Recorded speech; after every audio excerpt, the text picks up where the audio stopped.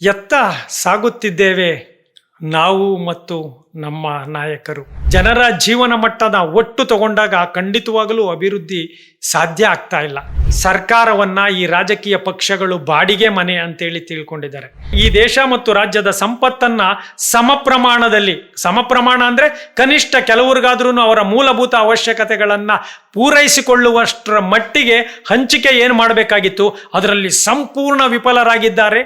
ಜಾತಿಯ ಆಧಾರದ ಮೇಲೆ, ಧರ್ಮದ ಆಧಾರದ ಮೇಲೆ ಮತ್ತು ಅವರ ಆರ್ಥಿಕ ಸ್ಥಿತಿಗತಿಯ ಆಧಾರದ ಮೇಲೆ ಈ ಸಮಾಜಗಳನ್ನು ತೀರಾ ವಿಭಜನೆ ಮಾಡಿದ್ದಾರೆ. ರಾಷ್ಟ್ರೀಯತೆಯ ನೇತಾರರು, ರಾಷ್ಟ್ರೀಯತೆಯ ಪ್ರಬಲ ಪ್ರತಿಪಾದಕರು ಯಾರಾದರೂ ಇದ್ರೆ ಅದು ಸ್ವಾತಂತ್ರ್ಯ ನಂತರದಲ್ಲಿ ನಮಗೆ ಬಾಬಾ ಸಾಹೇಬ್ರೆ ಅದನ್ನ ಹೆಚ್ಚು ಅಂತ. ನಮ್ಮ ಆಡಳಿತ ವ್ಯವಸ್ಥೆ ದಿಕ್ಕು ತಪ್ಪಿದೆ, ನಮ್ಮ ಆಡಳಿತ ವ್ಯವಸ್ಥೆ ಅಧಿಕಾರ ಕೇಂದ್ರಿತವಾಗಿದೆ, ನಮ್ಮ ಆಡಳಿತ ವ್ಯವಸ್ಥೆ ಹಣ ಕೇಂದ್ರೀಕೃತವಾಗಿದೆ. ಎಲ್ಲರೂ ಈ ರೀತಿ ಗ್ರಾಹಕ ಸಂಸ್ಕೃತಿ ಬಂದ್ರೆ ನಮ್ಮ ನಿಜವಾದ ಮೂಲ ಸಾಂಸ್ಕೃತಿಕ ಸಂಸ್ಕೃತಿ ಎಲ್ಲೋಗಬೇಕು? ಕೌಟಿಲ್ಯನ ಅರ್ಥಶಾಸ್ತ್ರ ಇದೆಯಲ್ಲ, ಅದು ಬಹುತೇಕ ರಾಜಕೀಯ ಮತ್ತು ಆಡಳಿತಕ್ಕೆ ಸಂಬಂಧಿಸಿದೆ.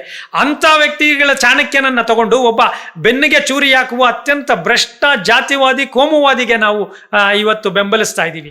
ಒಂದು ಗುಲಾಮಿ ಮನಸ್ಥಿತಿ, ಇನ್ನೊಂದು ಭಕ್ತಗಣ ಸಂಸ್ಕೃತಿ. ಪ್ರತಿ ರಸ್ತೆಯಲ್ಲೂ ಸಾವಿರಾರು ಲಕ್ಷಾಂತರ ಜನ ಪ್ರತಿನಿತ್ಯ ಸಾಯ್ತಾ ಇದ್ದಾರೆ, ಪ್ರತಿನಿತ್ಯ ಕೊಲೆಗಳಾಗ್ತಾ ಇದ್ದಾವೆ, ಸೆಕೆಂಡ್ಗಳ ಲೆಕ್ಕದಲ್ಲಿ ಅತ್ಯಾಚಾರಗಳಾಗ್ತಾ ಇದ್ದಾವೆ. ಹಾಗಾದ್ರೆ ಎತ್ತ ಸಾಗುತ್ತಿದ್ದೇವೆ ನಾವು ಬದುಕೋದು ಬೇಡವಾ? ಈಗ ಆಲ್ಮೋಸ್ಟ್ ಸೀಡ್ಲೆಸ್ ನಿರ್ವೀರ್ಯ ಒಂದು ಯುವ ಜನಾಂಗ ಸೃಷ್ಟಿಯಾಗ್ತಾ ಇದೆ. ಯೋಚನಾ ಶಕ್ತಿನೂ ಇಲ್ಲ, ದೈಹಿಕ ಸಾಮರ್ಥ್ಯನೂ ಇಲ್ಲ. ಈ ಥರದವ್ರನ್ನೆಲ್ಲ ಇಟ್ಕೊಂಡು ನೀವು ಏನು ಮಾಡಕ್ಕೆ ಸಾಧ್ಯ ಮುಂದೆ? ಎಲ್ರಿಗೂ ನಮಸ್ಕಾರ. ನಾನು ವಿವೇಕಾನಂದ HK. ಪೀಪಲ್ TV ವೀಕ್ಷಕರಿಗೆ ಮತ್ತೊಮ್ಮೆ ನಮಸ್ಕಾರಗಳು. ಎತ್ತ ಸಾಗುತ್ತಿದ್ದೇವೆ ನಾವು ಮತ್ತು ನಮ್ಮ ನಾಯಕರು. ಇದು ಹೆಚ್ಚು ಕಡಿಮೆ ರಾಜಕೀಯ ಕ್ಷೇತ್ರಕ್ಕೆ ಸಂಬಂಧಿಸಿದ ಪ್ರಶ್ನೆ.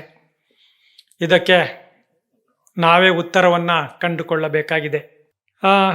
ಕಳೆದ 15-20 ವರ್ಷಗಳ ಭಾರತದ ಒಟ್ಟು ರಾಜಕೀಯ ವ್ಯವಸ್ಥೆಯನ್ನು ನೋಡಿದಾಗ ಖಂಡಿತವಾಗಲೂ ಪ್ರಜಾಪ್ರಭುತ್ವ ವ್ಯವಸ್ಥೆ ತೀರಾ ಭದ್ರವಾಗಿದೆ, ಯಶಸ್ವಿಯಾಗಿ ಸಾಗ್ತಾ ಇದೆ ಅಂತ ಧೈರ್ಯವಾಗಿ ಹೇಳುವ ಪರಿಸ್ಥಿತಿಯಲ್ಲಿ ಖಂಡಿತವಾಗಲೂ ಇಲ್ಲ.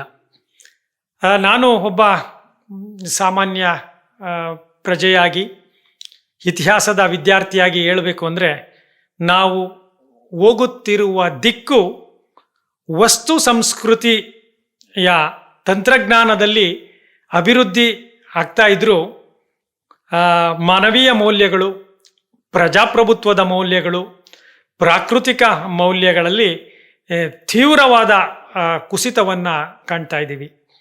ನಾಗರಿಕ ಮೌಲ್ಯಗಳಲ್ಲಿ, ನಾಗರಿಕ ಸಮಾಜದಲ್ಲಿ ನಾವು ಹೆಚ್ಚು ಕಡಿಮೆ ಕುಸಿತ ಅಷ್ಟೇ ಅಲ್ಲ, ವಿರುದ್ಧ ದಿಕ್ಕಿನಲ್ಲಿ ಕೂಡ ಚಲಿಸ್ತಾ ಇದ್ದೀವಿ. ಈಗ ಉದಾಹರಣೆಗೆ ಕರ್ನಾಟಕದ ರಾಜಕೀಯವನ್ನು ನೋಡಿದಾಗ ನಾವೆಲ್ಲ ಒಂದು ಪಕ್ಷ ನೋಡಿ ಅದು ಬೇಸರ ಆಗಿ ಅಥವಾ ಅವರು ಸರಿ ಇಲ್ಲ ಅಂದಾಗ ಇನ್ನೊಂದು ಪಕ್ಷವನ್ನು ತರ್ತೀವಿ, ಅದು ಸರಿ ಇಲ್ಲ ಅಂದಾಗ ಇನ್ನೊಂದು ಪಕ್ಷವನ್ನು ತರ್ತೀವಿ. ಯಾಕೆ ಅಂದರೆ ಭರವಸೆಗಳು. ಯಾವುದಾದ್ರೂ ಪಕ್ಷ ನಮ್ಮ ಸಮಸ್ಯೆಗಳಿಗೆ ಒಂದು ಒಳ್ಳೆ ಪರಿಹಾರ ಸಿಗ್ಬೋದು, ನಮ್ಮ ಜೀವನ ಮಟ್ಟ ಉತ್ತಮವಾಗ್ಬೋದು ಅಂತ. ಯಾಕೆ ಅಂದರೆ ಕೆಲವರು ಖಂಡಿತವಾಗಲೂ ಕಾರುಗಳು, ಬಂಗಲೆಗಳು, ಮನೆಗಳು, ಡ್ರೆಸ್ಸುಗಳು, ಮೊಬೈಲುಗಳು ಈ ಎಲ್ಲವನ್ನು ನೋಡಿ ಕೆಲವರೆಲ್ಲ ಉಪಯೋಗಿಸ್ತಾ ಈ ದೇಶ ಭಾಳ ಅಭಿವೃದ್ಧಿ ಹೊಂದಿದೆ ಅಂತೇಳಿ. ಆದರೆ ಜನರ ಜೀವನ ಮಟ್ಟದ ಒಟ್ಟು ತಗೊಂಡಾಗ ಖಂಡಿತವಾಗಲೂ ಅಭಿವೃದ್ಧಿ ಸಾಧ್ಯ ಆಗ್ತಾ ಇಲ್ಲ. ಕಣ್ಣಿಗೆ ಕಾಣುವ ಅಭಿವೃದ್ಧಿಯನ್ನು ಹೊರತುಪಡಿಸಿ ಸೂಕ್ಷ್ಮ ಅವಲೋಕನ ಮಾಡಿದಾಗ ಈಗಲೂ ಈ ದೇಶದ 30-40% ಜನ ತಾವು ಇಷ್ಟಪಟ್ಟ ಊಟವನ್ನು ಮಾಡೋಕ್ಕೆ ಸಾಧ್ಯ ಆಗ್ತಾ ಇಲ್ಲ, ತಾವು ಇಷ್ಟಪಟ್ಟ ಬಟ್ಟೆಯನ್ನು ಹಾಕೋಕ್ಕೆ ಸಾಧ್ಯ ಆಗ್ತಾ ಇಲ್ಲ, ತಾವು ಇಷ್ಟಪಟ್ಟ ಮನೆಯಲ್ಲಿ ವಾಸ ಮಾಡಲಿಕ್ಕೆ ಸಾಧ್ಯ ಆಗ್ತಾ ಇಲ್ಲ, ತಾವು ಇಷ್ಟಪಟ್ಟ ಆರೋಗ್ಯ ಮತ್ತು ಶಿಕ್ಷಣವನ್ನು ಪಡೀಲಿಕ್ಕೆ ಸಾಧ್ಯ ಆಗ್ತಾ ಇಲ್ಲ, ತಾವು ಇಷ್ಟಪಟ್ಟ ಜಾಗಗಳಲ್ಲಿ ಇಷ್ಟಪಟ್ಟ ರೀತಿ ತಮ್ಮ ಸ್ವಾತಂತ್ರ್ಯವನ್ನು ಅನುಭವಿಸಲು ಸಾಧ್ಯ ಆಗ್ತಾ ಇಲ್ಲ. ಇದೆಲ್ಲ ಯಾಕೆ ಕಾರಣ ಅಂದರೆ, ನಮ್ಮನ್ನು ಆಡಳಿತ ಮಾಡ್ತಾ ಇರುವಂತಹ ರಾಜಕಾರಣಿಗಳು ಸರ್ಕಾರವನ್ನ, ಈ ರಾಜಕೀಯ ಪಕ್ಷಗಳು ಬಾಡಿಗೆ ಮನೆ ಅಂತೇಳಿ ತಿಳ್ಕೊಂಡಿದ್ದಾರೆ. ಬಾಡಿಗೆ ಮನೆ ಅಂತ ತಿಳ್ಕೊಂಡು ತಮ್ಮ ಪಕ್ಷದ, ತಮ್ಮ ವೈಯಕ್ತಿಕ ಅಜೆಂಡಾಗಳನ್ನು ಈ ಎಲ್ಲವನ್ನು ಮೀರಿ ಆಡಳಿತ ಮಾಡ್ತಾ ಇದ್ದಾವೆ. ಅಂದ್ರೆ ಈ ದೇಶ ಮತ್ತು ರಾಜ್ಯದ ಸಂಪತ್ತನ್ನ ಸಮಪ್ರಮಾಣ ಅಂದ್ರೆ ಕನಿಷ್ಠ ಕೆಲವ್ರಿಗಾದ್ರೂ ಅವರ ಮೂಲಭೂತ ಅವಶ್ಯಕತೆಗಳನ್ನ ಪೂರೈಸಿಕೊಳ್ಳುವಷ್ಟರ ಮಟ್ಟಿಗೆ ಹಂಚಿಕೆ ಏನು ಮಾಡಬೇಕಾಗಿತ್ತು ಅದರಲ್ಲಿ ಸಂಪೂರ್ಣ ವಿಫಲರಾಗಿದ್ದಾರೆ. ಜಾತಿಯ ಆಧಾರದ ಮೇಲೆ, ಧರ್ಮದ ಆಧಾರದ ಮೇಲೆ ಮತ್ತು ಅವರ ಆರ್ಥಿಕ ಸ್ಥಿತಿಗತಿಯ ಆಧಾರದ ಮೇಲೆ ಈ ಸಮಾಜಗಳನ್ನು ತೀರಾ ವಿಭಜನೆ ಮಾಡಿದ್ದಾರೆ. ಆ ಭಾವನೆಗಳ ಆಧಾರದ ಮೇಲೆಯೇ ಇವರು ಈ ದೇಶವನ್ನ, ಈ ರಾಜ್ಯವನ್ನ ನಡೆಸ್ತಾ ಇರೋದು. ನೀವು ನಮ್ಮ ಸಂವಿಧಾನದಲ್ಲಿ ಬಾಬಾ ಸಾಹೇಬರು, ನಿಮಗೆ ಗೊತ್ತಿದೆ, ಈ ದೇಶದ ನಿಜವಾದ ರಾಷ್ಟ್ರೀಯತೆಯ ನೇತಾರರು, ರಾಷ್ಟ್ರೀಯತೆಯ ಪ್ರಬಲ ಪ್ರತಿಪಾದಕರು ಯಾರಾದರೂ ಇದ್ರೆ ಅದು ಸ್ವಾತಂತ್ರ್ಯ ನಂತರದಲ್ಲಿ ನಮಗೆ ಬಾಬಾ ಸಾಹೇಬ್ರೆ ಅದನ್ನ ಹೆಚ್ಚು ಅಂತಾರೆ. ಯಾಕೆಂದ್ರೆ ಅವರು ಸಂವಿಧಾನದ ಶೀರ್ಷಿಕೆಯಲ್ಲಿ we the people of Hindu, we the people of Muslim, we the people of Christian, we the people of Sikh, we the people of Parsi ಅಥವಾ ವಿ ದ ಪೀಪಲ್ ಆಫ್ ಬೇರೆ ಕ್ಯಾಸ್ಟು ಏನೂ ಹೇಳಲಿಲ್ಲ. We the people of India ಅಂದರೆ ಭಾರತೀಯರಾದ ನಾವು. ಅಂದರೆ ಅವರು ಭಾರತದ ರಾಷ್ಟ್ರ ಪ್ರಜ್ಞೆಯನ್ನು ಯಾವ ರೀತಿ ಹೇಳಿದ್ರು ಅಂದರೆ, ಇಲ್ಲಿ ಜನಿಸುವ ಪ್ರತಿಯ ವ್ಯಕ್ತಿಯು, ಪ್ರಜೆಯೂ ಕೂಡ ಭಾರತೀಯ ಅನ್ನುವಂತಹ ಪ್ರಜ್ಞೆಯನ್ನು ಅವರು ಬೆಳೆಸಿದ್ರು. ಆದರೆ ಇವತ್ತಿನ ಪರಿಸ್ಥಿತಿಯಲ್ಲಿ ಹಾಗಿಲ್ಲ. ಇವತ್ತು ಇಡೀ ರಾಜಕೀಯ ಧರ್ಮಾಧಾರಿತ ಅಥವಾ ಜಾತಿ ಆಧಾರಿತ, ಆ ಎರಡರ ನಂತರ ಹಣ ಕೇಂದ್ರೀಕೃತ. ಅಂದರೆ ಚುನಾವಣಾ ರಾಜಕೀಯದಲ್ಲಿ ಸೀರೆ, ಪಂಚೆ, ಬಟ್ಟೆ ಅಥವಾ ಇನ್ನೇನೋ ವಸ್ತುಗಳು ಅಥವಾ ಹಣ ನೀಡಿನೇ ಚುನಾವಣೆ ಎದುರಿಸಬೇಕಾದಂತಹ ಸೀಟ್ ಕೊಡೋದಕ್ಕೆ ನೀವು ಯಾವುದೋ ಒಂದು ಪರ್ಟಿಕ್ಯುಲರ್ ಧರ್ಮಕ್ಕೆ ಸೇರಿರಬೇಕು ಅಥವಾ ಒಂದು ಪರ್ಟಿಕ್ಯುಲರ್ ಜಾತಿಗೆ ಸೇರಿರಬೇಕು, ನಿಮ್ಮ ಸಮುದಾಯ ಪ್ರಬಲವಾಗಿರಬೇಕು, ಆ ಪ್ರಬಲದಲ್ಲಿ ನಿಮ್ಮ ಹತ್ರ ಹಣ ಇರಬೇಕು. ಈ ರೀತಿಯ ಒಂದು ಸಾಮಾಜಿಕ ವ್ಯವಸ್ಥೆಯನ್ನು ಮತ್ತು ರಾಜಕೀಯ ವ್ಯವಸ್ಥೆಯನ್ನು ನಿರ್ಮಾಣ ಮಾಡಿ ನಾವು ಹೇಗೆ ಶಿಕ್ಷಣದಲ್ಲಿ, ಆರೋಗ್ಯದಲ್ಲಿ, ಮೂಲಭೂತ ಅವಶ್ಯಕತೆಗಳಲ್ಲಿ ನಾವು ಬದುಕಲಿಕ್ಕೆ ಸಾಧ್ಯ? ನಾವು ಇವತ್ತು ಎಲ್ಲರಿಗೂ ಗೊತ್ತಿದೆ, ನಾವು ಒಳ್ಳೆ ಶೂ ಹಾಕ್ತೀವಿ, ಒಳ್ಳೆ ಬಟ್ಟೆ ಹಾಕ್ತೀವಿ, ಒಳ್ಳೆ ವೆಹಿಕಲ್ ಇದೆ, ಒಳ್ಳೆ ಮೊಬೈಲ್ ಇದೆ, ಒಳ್ಳೆ ಹೇರ್ ಸ್ಟೈಲ್ ಇದೆ, ಎಲ್ಲವೂ ಇದೆ. ಆದರೆ ಅವ್ರಿಗೆ ಒಳ್ಳೆ ಕುಡಿಯುವ ನೀರನ್ನು ನಾವು ಕೊಡ್ಲಿಕ್ಕೆ ಸಾಧ್ಯ ಆಗ್ತಾ ಇಲ್ಲ, ಅವ್ರಿಗೆ ಒಳ್ಳೆ ಗಾಳಿಯನ್ನು ಕೊಡಲಿಕ್ಕೆ ಸಾಧ್ಯ ಆಗ್ತಾ ಇಲ್ಲ. ನೋಡಿ, ಒಂದು ನೀರಿಲ್ಲ, ಒಳ್ಳೆ ಗಾಳಿ ಇಲ್ಲ, ಒಳ್ಳೆ ಆಹಾರವನ್ನು ನಾವು ಕೊಡೋಕ್ಕಾಗ್ತಾ ಇಲ್ಲ, ಒಳ್ಳೆಯ ಮೌಲ್ಯಗಳನ್ನು ಕೊಡೋಕ್ಕಾಗ್ತಾ ಇಲ್ಲ. ಯಾಕೆ? ನಮ್ಮ ಆಡಳಿತ ವ್ಯವಸ್ಥೆ ದಿಕ್ಕು ತಪ್ಪಿದೆ, ನಮ್ಮ ಆಡಳಿತ ವ್ಯವಸ್ಥೆ ಅಧಿಕಾರ ಕೇಂದ್ರಿತವಾಗಿದೆ, ನಮ್ಮ ಆಡಳಿತ ವ್ಯವಸ್ಥೆ ಹಣ ಕೇಂದ್ರೀಕೃತವಾಗಿದೆ. ಒಂದು ಈ ಈ ಕೋಮು ಗಲಭೆಗಳು, ಜಾತಿ ಗಲಭೆಗಳು, ಇನ್ನೊಂದು ಈ ಕಾರ್ಪೊರೇಟ್ ಸಂಸ್ಕೃತಿ. ಕಾರ್ಪೊರೇಟ್ ಸಂಸ್ಕೃತಿ ಏನು ಅಂದರೆ, ಒಬ್ಬ ವ್ಯಕ್ತಿ ಈ ದೇಶವನ್ನ ಗ್ರಾಹಕ ಸಂಸ್ಕೃತಿಯಾಗಿ ನೋಡ್ತಾನೆ. ನಮ್ಮ ಯುವಶಕ್ತಿ ಏನಿದೆ, ಆ ಯುವಶಕ್ತಿಯನ್ನ ಕರುಳು ಬಳ್ಳಿಯ ಸಂಸ್ಕೃತಿಯಲ್ಲಿ, ಕರುಳು ಬಳ್ಳಿಯ ರೀತಿಯಲ್ಲಿ ನೋಡೋದಿಲ್ಲ. ಆತ ನೋಡೋದು ಏನಪ್ಪಾ ಅಂದ್ರೆ ಗ್ರಾಹಕ ಸಂಸ್ಕೃತಿ. ಗ್ರಾಹಕ ಸಂಸ್ಕೃತಿ ಹೇಗೆ ಅಂದ್ರೆ, ವೈದ್ಯರಿಗೆ ರೋಗಿಗಳು ಗ್ರಾಹಕರು, ವಕೀಲರಿಗೆ ಕಕ್ಷಿದಾರರು ಗ್ರಾಹಕರು, ಶಿಕ್ಷಕರಿಗೆ ವಿದ್ಯಾರ್ಥಿಗಳು ಗ್ರಾಹಕರು, ಮಠಮಾನ್ಯ ಅಥವಾ ಧಾರ್ಮಿಕ ಕ್ಷೇತ್ರಗಳಿಗೆ ಆ ಭಕ್ತಾದಿಗಳು ಗ್ರಾಹಕರು. ಅಂದರೆ ಪ್ರತಿಯೊಬ್ಬರು, ರಾಜಕಾರಣಿಗಳಿಗೆ ಮತದಾರರು ಗ್ರಾಹಕರು. ಎಲ್ಲರೂ ಈ ರೀತಿ ಗ್ರಾಹಕ ಸಂಸ್ಕೃತಿ ಬಂದರೆ ನಮ್ಮ ನಿಜವಾದ ಮೂಲ ಸಾಂಸ್ಕೃತಿಕ ಸಂಸ್ಕೃತಿ ಎಲ್ಲೋಗಬೇಕು? ಒಬ್ಬ ಬ್ರಿಟಿಷ್ ಆಥರ್ ಹೇಳ್ತಾನೆ, ಹೂ ಆರ್ ದ ಚಿಲ್ಡ್ರನ್ಸ್ ಅಂತಾರೆ. ನಮ್ಮ ಮಕ್ಕಳು ಅಂದರೆ ಯಾರು ಅಂತ. ಮಕ್ಕಳು ಅವರ ತಂದೆ ತಾಯಿಯ ದೇಹದ ಮುಂದುವರಿದ ಭಾಗ. Childrens are the extension of their parents. ಆ ಭಾವನೆ ಇರಬೇಕು. ಆ ಭಾವನೆ ಇದ್ದಾಗ ಮಾತ್ರ ಈ ಸಮಾಜದಲ್ಲಿ ಎಲ್ಲ ರಾಜಕಾರಣಿಗಳಿರಲಿ, ಧಾರ್ಮಿಕ ನಾಯಕರಿರಲಿ, ಪತ್ರಕರ್ತರಿರಲಿ, ಎಲ್ಲರೂ ಕೂಡ ಅವರವರ ಕರ್ತವ್ಯ ಮಾಡ್ಲಿಕ್ಕೆ ಸಾಧ್ಯ.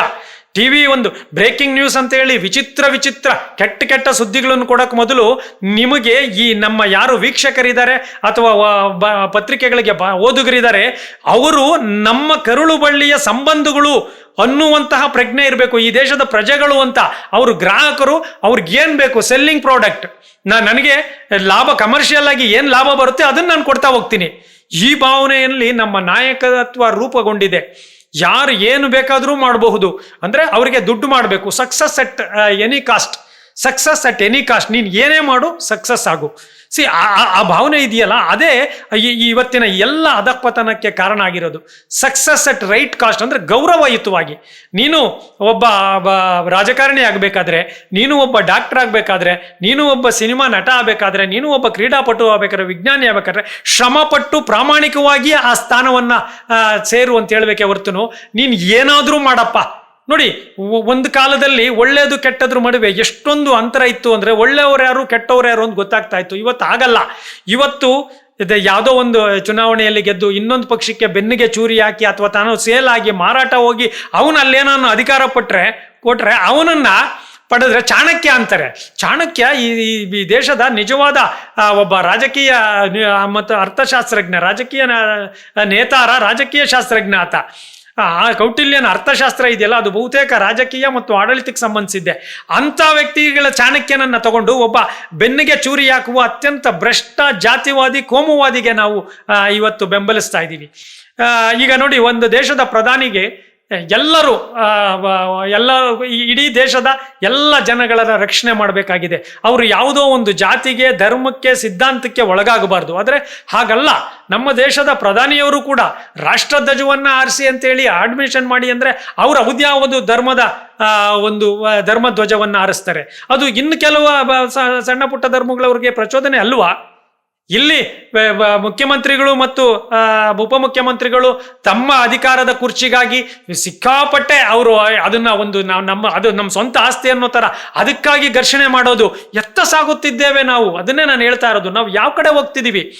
ಮಾಧ್ಯಮಗಳು ಕೂಡ ಅದನ್ನು ವಿಜೃಂಭಿಸ್ತಿದ್ದಾವೆ. ಯಾವುದೇ ಮಾಧ್ಯಮ ಒಬ್ಬ ಪ್ರಧಾನಮಂತ್ರಿಯನ್ನ, ಮುಖ್ಯಮಂತ್ರಿಯನ್ನ ವಿರೋಧ ಪಕ್ಷಗಳಾಗಿ ಕೇಳಬೇಕಿತ್ತು, ನೀವು ಮಾಡ್ತಾ ಇರೋದು ತಪ್ಪಿದೆ, ನೀವು ಮಾಡ್ತಾ ಇರೋದು ಸರಿ ಇದೆ.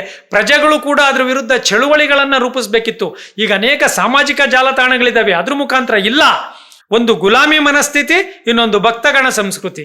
ಅಂದ್ರೆ ಒಬ್ಬ ವ್ಯಕ್ತಿಯನ್ನ ಅತಿಯಾಗಿ ಸೂಪರ್ ಮ್ಯಾನ್ ತರ ಆರಾಧಿಸೋದು, ಇಲ್ಲ ಆ ವ್ಯಕ್ತಿ ಹೇಳ್ದಂಗೆ ಗುಲಾಮರಾಗಿ ಮಾಡೋದು. ಈ ರಾಜಕೀಯ ಪಕ್ಷಗಳು ಅದೇ. ಒಂದು ರಾಜಕೀಯ ಪಕ್ಷ ಗುಲಾಮಿ ಮನೋಭಾವವನ್ನು ಬೆಳೆಸಿದ್ರೆ ಇನ್ನೊಂದು ರಾಜಕೀಯ ಅಂಧಭಕ್ತವನ್ನ ಬೆಳೆಸ್ತಾ ಇದೆ. ಇದಲ್ಲ. ಅದನ್ನೇ ನಾನು ಹೇಳ್ತಾ ಇರೋದು. ಎತ್ತ ಸಾಗುತ್ತಿದ್ದೇವೆ ನಾವು ಸಾಗಬೇಕಾಗಿರುವ ದಿಕ್ಕು ಇದೆಯಲ್ಲ, ಅದು ಈ ಒಂದು ಪ್ರಜಾಪ್ರಭುತ್ವದ ಮೌಲ್ಯಗಳು ಇದಾವಲ್ಲ, ಅದರಲ್ಲಿ ಮಾನವೀಯ ಮೌಲ್ಯಗಳನ್ನ ಅಡಕ ಮಾಡಿಕೊಂಡು ಎಲ್ಲರ ಜನರ ಜೀವನ ಮಟ್ಟ ಉತ್ತಮ ರೀತಿಯಲ್ಲಿರಬೇಕು. ಇವತ್ತು ಟ್ರಾಫಿಕ್ಗೆ ಒಂದು ಸಮಸ್ಯೆ ಇಲ್ಲ, ವಿದ್ಯಾರ್ಥಿಗಳ ಶಿಕ್ಷಣ ಕೂಡ ವ್ಯಾಪಾರೀಕರಣ ಆಗಿದೆ. ಆರೋಗ್ಯ, ಎಷ್ಟೋ ಜನ ಆರೋಗ್ಯದ ಸಮಸ್ಯೆ ಎಷ್ಟು ಈ ದೇಶವನ್ನು ಕಾಡ್ತಾ ಇದೆ ಅಂದರೆ ಯಾರು ಕೂಡ ನಿಮಗೆ ಆರೋಗ್ಯವಂತರೇ ಸಿಗ್ತಾ ಇಲ್ಲ. ಎಲ್ಲರೂ ಒಂದಲ್ಲ ಒಂದು ಒತ್ತಡಕ್ಕೆ ಸಿಕ್ಕಾಕೊಂಡಿದ್ದಾರೆ. ಟ್ರಾಫಿಕ್ ಸಮಸ್ಯೆಯಲ್ಲೇ ನಮ್ಮ ಅರ್ಧ ಜೀವನ ಹೋಗ್ಬಿಡ್ತಾ ಇದೆ. ಸೊ ಇದೆಲ್ಲ ನಮ್ಮ ಜೀವನ ಗುಣಮಟ್ಟವನ್ನು ಕಡಿಮೆ ಮಾಡೋದಲ್ಲದೆ ನಮ್ಮ ಒಳಗಡೆ ಅಸಹನೆ, ಅತೃಪ್ತಿ, ಅಸಮಾಧಾನ, ಅಸಹಿಷ್ಣುತೆಯನ್ನು ಸೃಷ್ಟಿ ಮಾಡಿ ಗಲಭೆಗಳು, ಕೊಲೆಗಳು, ಅತ್ಯಾಚಾರಗಳು ಇವೆಲ್ಲ ಬಹಿರಂಗ ಆಗ್ತಾ ಇದೆ. ನೋಡಿ, ನಾಗರಿಕತೆ ಆಗಿ ಎಲ್ಲರೂ ಗ್ರಾಜ್ಯುಯೇಷನ್ನು, ಡಬಲ್ ಗ್ರಾಜ್ಯುಯೇಷನ್ನು, ಹೈಯರ್ ಎಜುಕೇಷನ್ ಆದಮೇಲೆ ಭ್ರಷ್ಟಾಚಾರ ಕಡಿಮೆ ಆಗಬೇಕಾಗಿತ್ತು, ಜಾತಿ ವ್ಯವಸ್ಥೆ ಕಡಿಮೆ ಆಗಬೇಕಾಗಿತ್ತು, ಕೊಲೆ ಅತ್ಯಾಚಾರಗಳು ಕಡಿಮೆ ಆಗಬೇಕಾಗಿತ್ತು, ಅಪಘಾತಗಳು, ಆತ್ಮಹತ್ಯೆಗಳು ಕಡಿಮೆ ಆಗಬೇಕಾಗಿತ್ತು. ಇಲ್ಲ, ಎಲ್ಲವೂ ಜಾಸ್ತಿ ಆಗ್ತಾ ಇದೆ. ಜನಸಂಖ್ಯೆ ಎಷ್ಟು ಹೆಚ್ಚಾಗ್ತಾ ಇದೆಯೋ ಅದರ ಡಬಲ್ ಪ್ರಮಾಣದಲ್ಲಿ ಈ ಎಲ್ಲ ಘಟನೆಗಳು ಜಾಸ್ತಿ ಆಗ್ತಾ ಇದ್ದಾವೆ. ಪ್ರತಿ ರಸ್ತೆಯಲ್ಲೂ ಸಾವಿರಾರು, ಲಕ್ಷಾಂತರ ಜನ ಪ್ರತಿನಿತ್ಯ ಸಾಯ್ತಾ ಇದ್ದಾರೆ. ಪ್ರತಿನಿತ್ಯ ಕೊಲೆಗಳಾಗ್ತಾ ಇದ್ದಾವೆ.